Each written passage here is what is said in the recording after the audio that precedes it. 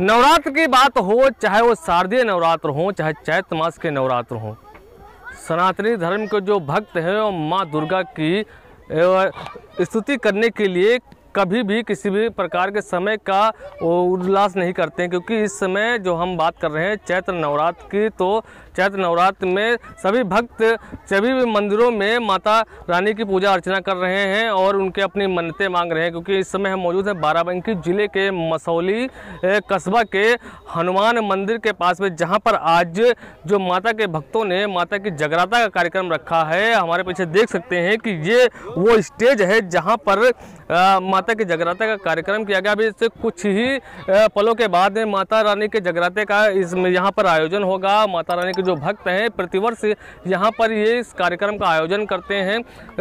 लगातार ये जो मंदिर आप देख रहे हैं वो हनुमान जी का मंदिर है, जो भगवत दास कुटी के नाम से फेमस है पूरे मसौली क्षेत्र में। यहाँ पर दूर दराज से लोग हनुमान जी के दर्शन के लिए आते हैं और यहाँ पर जो भक्त हैं वो चाहे शारदीय नवरात्र हो, चैत्र मास की नवरात्र हो, यहाँ पर भक्त जो है माता रानी का जगराता हमेशा कराते हैं। तो हमारे साथ में कुछ भक्त मौजूद हैं, उनसे हम पूछेंगे किस तरह का उनका ये कार्यक्रम है, क्या मान्यता रही है, उसके बारे में हम जानकारी लेंगे। सबसे पहले मैं आपका नाम जानना चाहूँ, क्या नाम है आपका? राहुल सिंह ठाकुर। राहुल जी, ये बताइए कि किस तरह की आपकी मान्यता है जो इस तरह के कार्यक्रम आप प्रतिवर्ष आयोजित कराते हैं? आप दर्शकों को बताइए क्या मान्यता है। ये हमारे लिए बड़ी हर्षोल्लास की बात है। जो नवरात्र में हमारे हनुमान जी महाराज के दरबार में ये प्रोग्राम रखा जाता है और ये वर्षों साल पुराना मंदिर है यहाँ का और बहुत ही शक्तियाँ हैं और सब जितने भी अब यहाँ का टेस्ट बनाया गया है और सबके सहयोग से हर साल प्रोग्राम होता है और कोशिश है कि हमेशा हर साल बढ़ चढ़ के प्रोग्राम होता रहे। क्षेत्रवासियों में जो है क्षेत्रवासियों के सहयोग से प्रोग्राम हमेशा बढ़ता ही रहे। किस तरह का टेस्ट, क्या मंदिर का कोई टेस्ट बनाया गया है या गांव समाज से, जो आमतौर पर देखा जाता है कि गांव समाज के लोग सहयोग करते हैं, क्या आपने टेस्ट बनाया, टेस्ट के माध्यम से हो रहा है या आप लोग व्यक्तिगत कर रहे हैं, उसके बारे में जानकारी बताइए।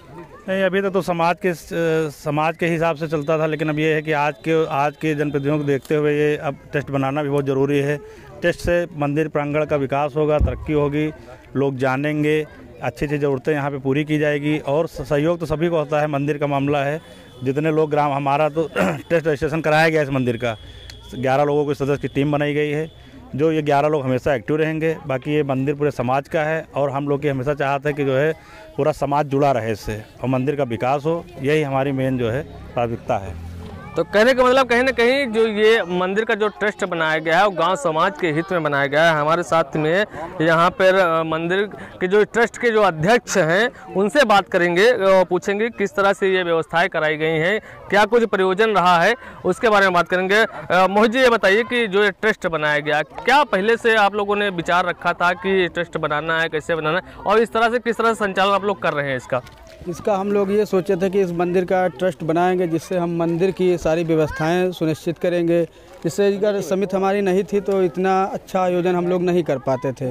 जब से हम लोग मंदिर के समिति बना लिए हैं, समिति वाले प्लस हमारे ग्रामवासी क्षेत्रवासी मदद करते हैं, उससे हम लोग अपने कार्यक्रम करते हैं और हमारा सुनिश्चित है कि कार्यक्रम होते रहें इसी तरह। अच्छा मोहित जी, ट्रस्ट बनाने से क्या कुछ फायदा हुआ है? पहले मालूम ग्राम समाज से सहयोग मिलता था, लेकिन आज आपने एक रजिस्टर्ड ट्रस्ट बना लिया है, तो उससे क्या कुछ आप लोग लाभ हुआ है?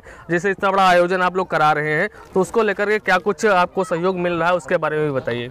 इससे हमको बहुत बड़ा फ़ायदा मिला, शासन या प्रशासन का भी हमको फ़ायदा मिल रहा है, प्लस ग्रामवासी भी हमारे साथ हैं, मदद करते हैं। हर पावदान पे वो लोग हमारी मदद करने के लिए तैयार भी हैं कि हमारे मंदिर का विकास हो, चाहे जैसे हो हम लोग उसके लिए मदद करेंगे, चाहे श्रम से हो या पैसे से हो, हम लोग मंदिर के विकास के लिए हमेशा तत्पर हैं। तो कहने का मतलब है कि मंदिर के विकास के लिए, अपने धर्म के लिए लोग यहाँ पर आगे आए हैं, बढ़ चढ़ कर हिस्सा ले रहे हैं। हमारे पास ट्रस्ट के और भी सदस्य हैं, उनसे भी बात करेंगे। हमारे साथ सुधाकर सोनी जी हैं, उनसे पूछेंगे कि किस तरह से इस ट्रस्ट का संयोजन हुआ, उसके बाद में कार्यक्रम को आगे बढ़ाया गया और कैसे सहयोग चल रहा है, इतना बड़ा आयोजन किया जा रहा है, काफ़ी लंबा खर्चा है, उसके बारे में बात करेंगे। सुधाकर जी, ये बताइए किस तरह के ये आयोजन आप लोग प्रतिवर्ष करते हैं और कितना बजट लगता है, कैसे आयोजन करते हैं? देखिए, सबकी सहभागिता रहती है, सभी युवा मिलके आगे आए, सभी ने बीड़ा उठाया कि अपने सनातन धर्म को और ऊंचाई पर ले जाना है। तो आस्था है, सबकी आस्था का जुड़ाव होता है, सबकी सहभागिता रहती है, सभी एकत्र होते हैं, सहयोग करते हैं, तो उसी से ये कार्यक्रम आगे बढ़ता है।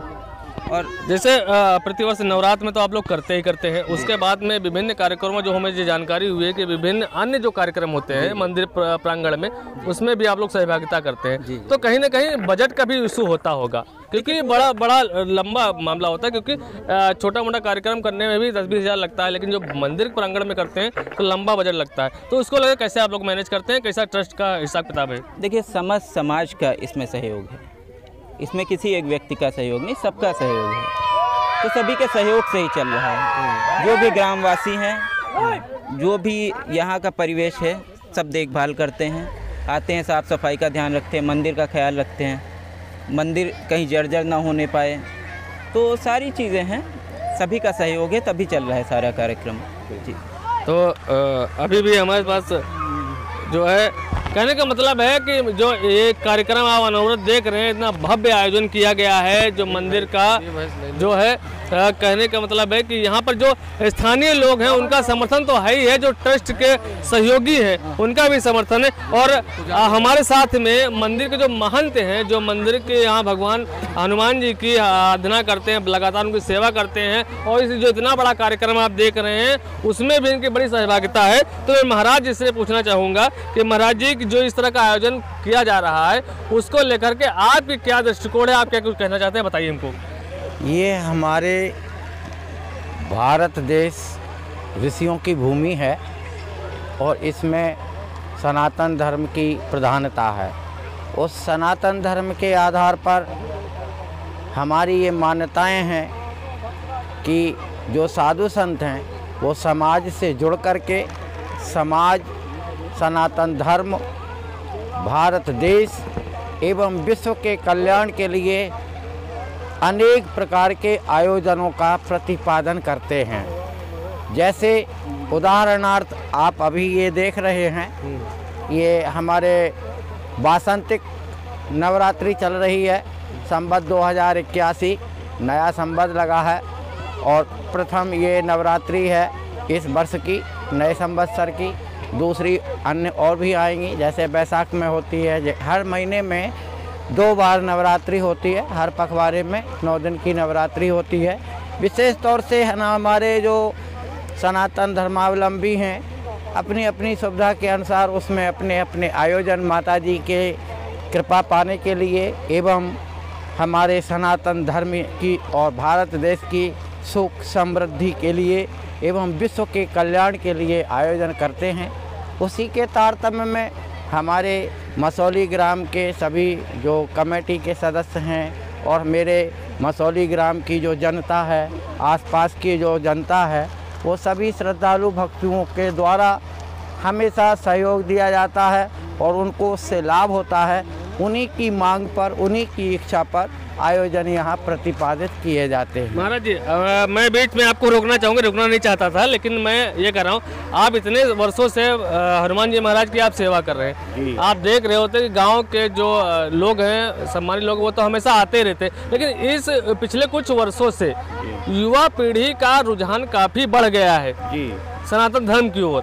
इसको लेकर के मैं आपकी प्रतिक्रिया जानना चाह रहा हूँ कि युवा पीढ़ी जो अपने धर्म के प्रति फिर से अपेक्षित हुई है, उसको लेकर के आपकी नजरिया क्या है, वो मैं जानना चाहूँ। 2 शब्दों में आप बताइए। इसमें हमारे वर्तमान में जो उत्तर प्रदेश के जो माननीय मुख्यमंत्री योगी आदित्यनाथ जी एवं भारत देश के प्रधानमंत्री आदरणीय नरेंद्र मोदी जी की अहम भूमिका है, जिन्होंने हमारे सनातन धर्म के युवा बच्चों को सनातन की ओर प्रेरित करने का महत्वपूर्ण कार्य किया है डिजिटल के द्वारा।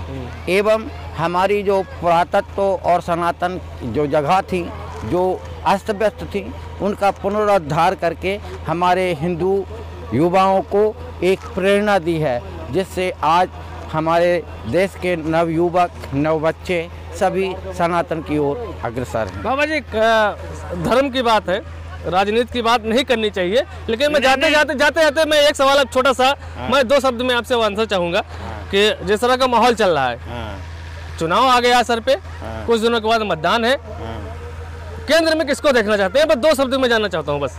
केंद्र में हम नाम किसी का नहीं लेते हैं, ना ही हम किसी पार्टी विशेष के महत्व रखते हैं। हमारा एक ही सिद्धांत है, हमारे द्वारा हमारे लिए चुने हुए सदस्यों की समिति को सरकार कहते हैं। वही सरकार हम चाहते हैं जो हमारे लिए हो, हमारे देश के लिए हो। बिल्कुल बिल्कुल सही बात है। तो कहने का मतलब महाराज जी ने स्पष्ट नहीं किया है, लेकिन कहीं ना कहीं इनको दूरदर्शिता है कि जो उन्होंने अपनी बातों से कह दिया है कि जो सरकार वो चाहते हैं वही बननी चाहिए। तो हमारे जो दर्शक हैं वो समझदार हैं कि महाराज जी का इशारा किधर है। तो आप हमें कमेंट बॉक्स में बताइएगा कि महाराज जी किसकी सरकार चाहते हैं। तो कहने का मतलब हम लोग चैत्र नवरात्र के ये जो पराकाष्ठा को कवर करने आए थे। बड़ा सुंदर सा आयोजन है। कुछ क्षणों में माता रानी का जगराता शुरू होगा। सभी भाइयों का सहयोग है, सभी ग्रामवासियों का सहयोग है। महाराज जी बड़े लगन के साथ में लगे हुए हैं। सभी कमेटी के सदस्य जो मेरे पीछे देख रहे हैं वही बेचारे सुबह से मेहनत कर रहे हैं। कुछ क्षण में जगराते का शुभारंभ होगा। भव्य जगराता है, बाहर से पार्टी आई हुई है। देखिए, आनंद लीजिए, माता रानी के भक्ति में रम जाइए। मिलते हैं आपको एक नए वीडियो के साथ में, अगली छवि के साथ में।